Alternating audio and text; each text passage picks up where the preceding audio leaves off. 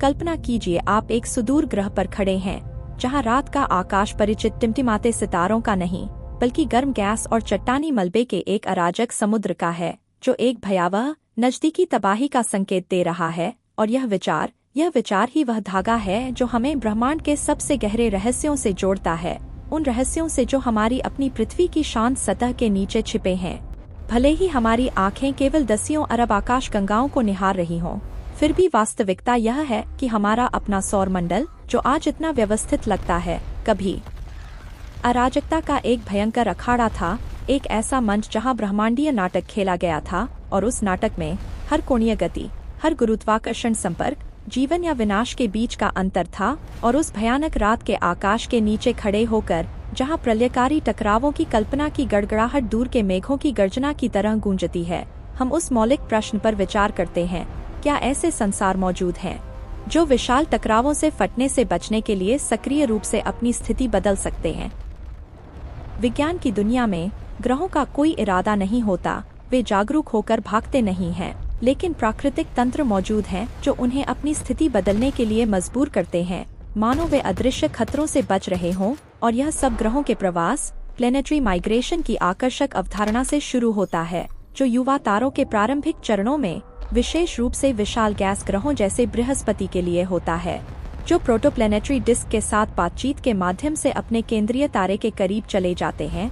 यह disc gas और धूल का एक घूमता हुआ चक्र है जो नए जन्मे तारे को घेरे रहता है। और कल्पना कीजिए, बृहस्पति अपने विशाल आकार और तूफानी वातावरण के साथ अंतरिक्ष में धीरे धीरे फिसल रहा है, छोटे ग्रहों को या तो दूर धकेल रहा है या निगल रहा है। नासा के अध्ययनों से पता चला है कि हमारे अपने सौर मंडल में बृहस्पति ने अंदर की ओर प्रवासन किया और फिर बाहर की ओर उछला, जिससे क्षुद्र ग्रहों और धूमकेतुओं का सफाया हुआ, जिसने पृथ्वी पर कई घातक प्रभावों को रोका।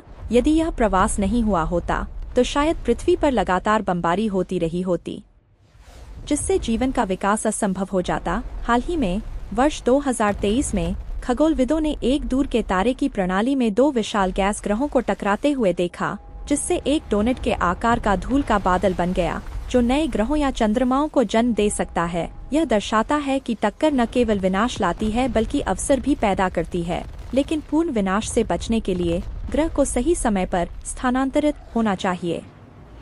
अब उन भटकते ग्रहों, रोग प्लैनेट्स के बारे में सोचते हैं, जो अपने तारे की प्रणाली से बाहर निकाले जाते हैं और अंधेरे ब्रह्मांड में अकेले भटकते हैं।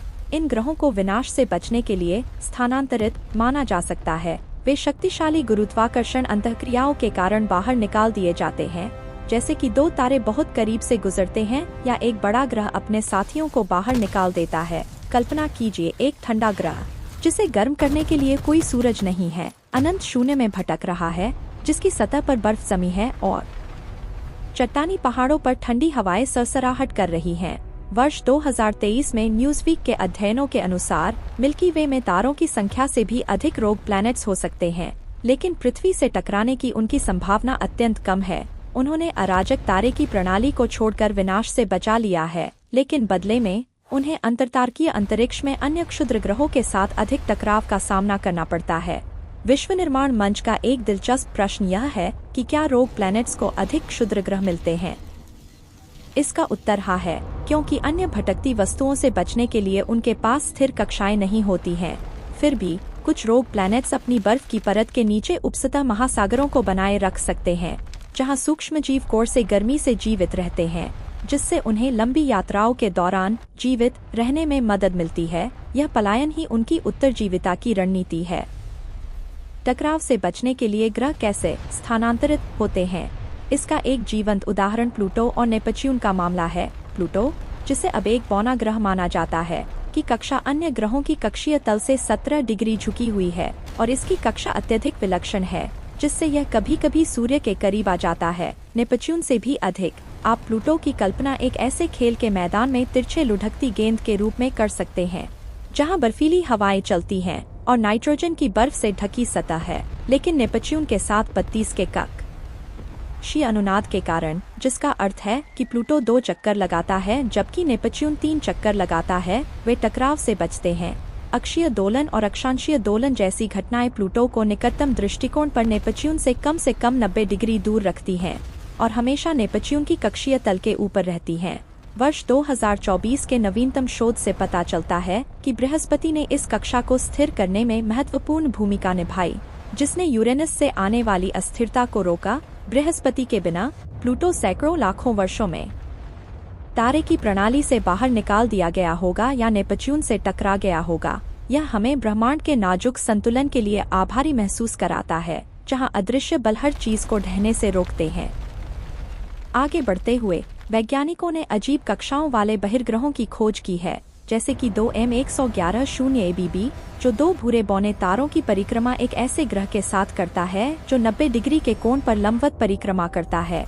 इस ग्रह की कल्पना 2 मंद सूर्यों से प्रकाशित अंतरिक्ष में तैरते हुए गोले के रूप में करें और चट्टानी सतहों पर तेज हवाएं चल रही हैं। यह ध्रुवीय ग्रह का पहला मामला है जो पारंपरिक ग्रह निर्माण मॉडल को चुनौती देता है। यूरोपीय दक्षिणी वेधशाला की विशालकाय दूरबीन के 2025 के अवलोकनों ने इसकी पुष्टि की। यह दर्शाता है कि ग्रह हमारे विचार से अधिक विविध विन्यासों में बन सकते हैं। एक अन्य खोज 2020VN40 है, जो नेपच्यून से परे एक वस्तु है जिसमें नेपच्यून के साथ 11 का अनुनाद है। इसकी कक्षा बहुत झुकी हुई है और पृथ्वी सूर्य की दूरी के 140 गुना तक फैली हुई है। यह अपनी दूर की कक्षा के कारण टकराव से बचता है, जो नेपच्यून के व्यापक गुरुत्वाकर्षण प्रभाव का सुझाव देता है। ALO सर्वेक्षण से ये खोजें वैज्ञानिकों को उत्साहित करती हैं, क्योंकि वे एक बड़े प्रतिध्वनित ग्रहों की आबादी का संकेत देते हैं, जो स्थिरता बनाए रखने के लिए अपनी कक्षाओं को स्थानांतरित कर सकते हैं। इतना ही नहीं, दूर के भविष्य के बारे में सोचें। कुछ अरब वर्षों में सूर्य एक लाल विशाल तारे में फैल जाएगा, जिससे रहने योग्य क्षेत्र आगे बढ़ जाएगा। 8 उर्साई माइनोरिस बी या हल्ला जैसा ग्रह अपने मेजबान तारे के लाल विशाल बनने के बाद जीवित रहा है, एक स्थिर कक्षा के कारण।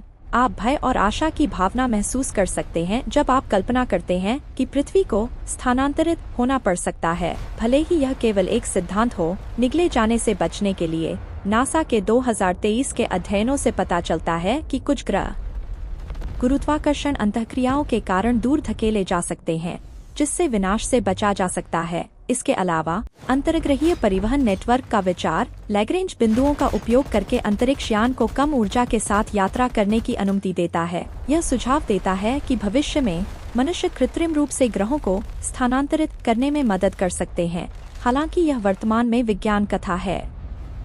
हाल ही में अंतरतारकीय वस्तु 3I एटलास ध्यान आकर्षित कर रही है, क्योंकि यह मार्च 2026 में बृहस्पति के चारों ओर एक उपग्रह छोड़ सकती है। बृहस्पति की हिल त्रिज्या के लगभग बराबर पेरिजोव दूरी के साथ यह लैग्रेंज बिंदुओं पर वस्तुओं को छोड़ सकता है, जहां गुरुत्वाकर्षण संतुलित होता है। वैज्ञानिक जूनो और जूस अंतरिक्ष यान द्वारा इसकी निगरानी कर रहे हैं, क्योंकि इसका गैर गुरुत्वाकर्षण त्वरण कुछ असामान्य का सुझाव देता है, भले ही इसकी संभावना 0.004% से कम हो। यह हमें रोमांच महसूस कराता है, जैसे हम ब्रह्मांड में एक रहस्यमय कहानी देख रहे हैं। संक्षेप में, हालांकि कोई भी ग्रह सचेत रूप से फिल्मों की तरह स्थानांतरित नहीं होता है, फिर भी प्रवास, कक्षीय अनुनाद और रोग ग्रह बनकर उन्होंने ब्रह्मांडीय टकरावों से विनाश से बचने के तरीके खोज लिए हैं। ब्रह्मांड हमें लचीलेपन के बारे में सिखाता है, जहां अराजकता से व्यवस्था उत्पन्न होती है, और हर ग्रह अस्तित्व की एक भावनात्मक कहानी है। मुझे उम्मीद है कि इन विवरणों के माध्यम से आप उस विशाल स्थान के करीब महसूस करते हैं, जहां अस्तित्व के लिए सब कुछ हमेशा गतिमान रहता है, और वह रात का आकाश, वह भयावह समुद्र केवल बाहरी खतरा नहीं है, बल्कि ब्रह्मांडीय नृत्य की एक सतत अभिव्यक्ति है, जहां गुरुत्वाकर्षण की अदृश्य डोरियां ही जीवन और मृत्यु का निर्धारण करती हैं, और हम अपनी छोटी नीली गेंद पर बस उस भव्य, निरंतर चलने वाले नाटक के दर्शक हैं, जहां बचने का कार्य ही सबसे बड़ा विज्ञान है।